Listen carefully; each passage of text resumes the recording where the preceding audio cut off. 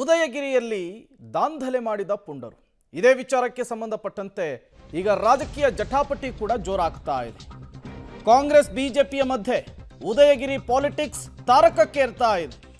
ವಿಡಿಯೋದಲ್ಲಿದ್ದವರು ಚಿಕ್ಕ ಚಿಕ್ಕವರು ಅಂಥೇಳಿ ಡಿಸಿಎಂ ಡಿಕೆ ಶಿವಕುಮಾರ್ ಹೇಳಿದರು.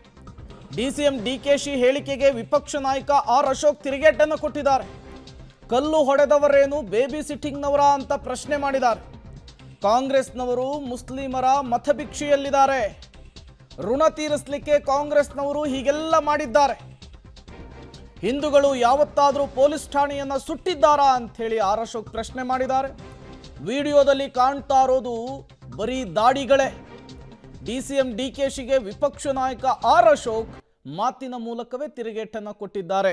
ಈ ಮೂಲಕ ಉದಯಗಿರಿಯಲ್ಲಿ ದಾಂಧಲೆ ನಡೆಸಿದ ಪುಂಡರ ವಿಚಾರಕ್ಕೆ ರಾಜಕೀಯ ಜಟಾಪಟಿ ಕೂಡ ಜೋರಾಗ್ತಾ ಇದೆ.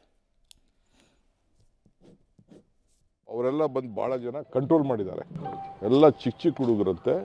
ಆ ವಿಡಿಯೋನು ನಾನು ನೋಡಿದ್ದೇನೆ. ಚಿಕ್ಕ ಚಿಕ್ಕ ಹುಡುಗರು 14, 15, 17, 18 ವರ್ಷದ ಹುಡುಗರು.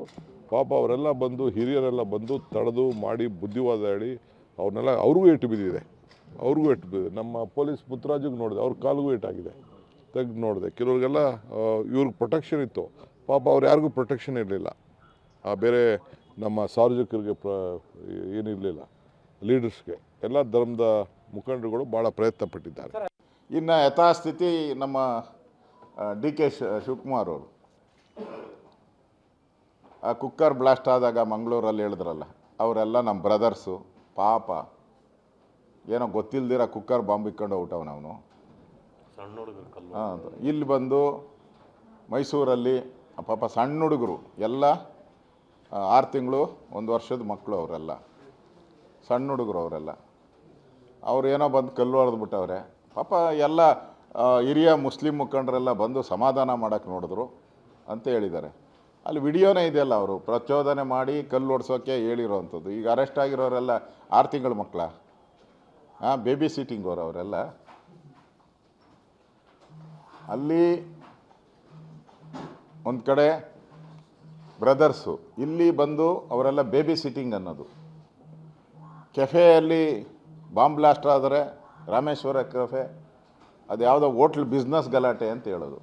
ಅಂದರೆ ಇವರ ಉದ್ದೇಶ ಏನಿದೆ ಅಂದರೆ, ಮೊದಲೇ ಪೊಲೀಸರಿಗೆ ಒಂದು ಸಂದೇಶ, ನೋಡಪ್ಪ ಈ ಲೈನಲ್ಲೇ ಥಿಂಕ್ ಮಾಡಿ, ನೀವು ಅವ್ರನ್ನ ಮುಟ್ಟಕ್ಕೆ ಹೋಗಬೇಡಿ. ಯಾಕಂದರೆ ಅವ್ರು ಭಿಕ್ಷೆಯಲ್ಲಿರೋದು, ಕಾಂಗ್ರೆಸ್ ಅವರು ಮುಸ್ಲಿಮರ ಭಿಕ್ಷೆಯಲ್ಲಿದ್ದಾರೆ. ಆ ಭಿಕ್ಷೆಯ ಋಣ ತೀರ್ಸೋಕ್ಕೋಸ್ಕರ ಅವರು ಅವ್ರ ಮೇಲೆ ಏನು ಕೇಸ್ ಮಾಡಲ್ಲ. ಮಾಡಿದ್ರು ಇವಾಗ KJ DJ ವಾಪಸ್ ರೆಡಿ. ಯಾವಾಗ ಹುಬ್ಳಿಯಲ್ಲಿ ಗಲಾಟೆ ಆಯಿತು, ಕಾರುಗಳೆಲ್ಲ ಸುಟ್ಟಾಕಿದ್ರು, ಪೊಲೀಸರು ಹೊಡೆದ್ರು, ದಂಗೆ ಮಾಡಾಕ್ಬಿಟ್ರು. ಇಡೀ ಹುಬ್ಳಿ 3 ದಿನ ಸ್ಥಗಿತ ಆಗೋಯ್ತು. ಆ ಎಲ್ಲ ಕೇಸ್ಗಳನ್ನು ಕ್ಯಾಬಿನೆಟ್ ತಂದು ವಿಡ್ರಾ ಮಾಡಿಬಿಟ್ರಿ.